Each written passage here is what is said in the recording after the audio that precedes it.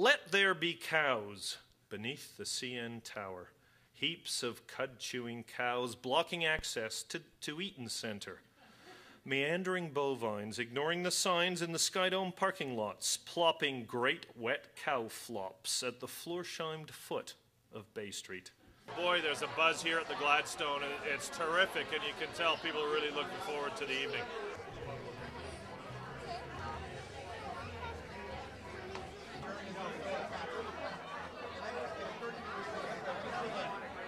It was wonderful to hear that this is a program that is bringing children and books together, and certainly children and physical activity.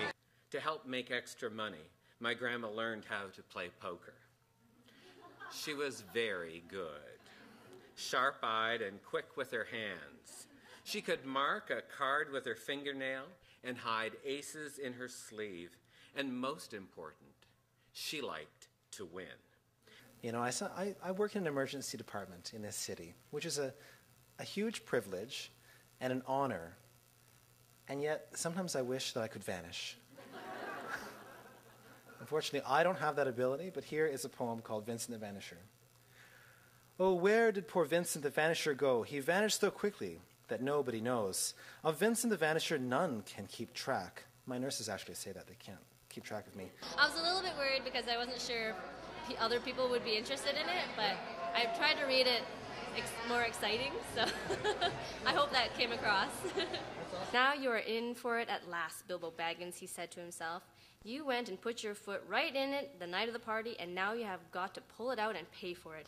You know, I think I grew up in some of the neighborhoods that would benefit from an event like Get Lit, right? So that's kind of where I come from. So I recognize the value in it from the other side as well. We have tremendously talented young people in Toronto, and it's true across Canada. But some of them face barriers that aren't their fault. Barriers of poverty, barriers of discrimination, barriers of racism. And reaching young people through athletics and the arts, it reaches their talents. So, yay, I chose a Hungarian poem from a book that nobody can get. So, way to inspire the kids. Egész úton hazafele, azon gondolkodám, miként fogom szólítani, rég nem látott anyám. And the translation is, for the entire journey homeward, my thoughts were on this. Whatever will I say to my mother whom I've not seen for ages? The beauty of this thing is that everyone gets to, they get to talk about something that inspired them, and I find that really cool. As an artist, and I'm seldom serious. Of course I will be when I do my thing, but I always find sources of inspiration incredibly revealing. The poem is by Edgar Guest, and it's called Myself.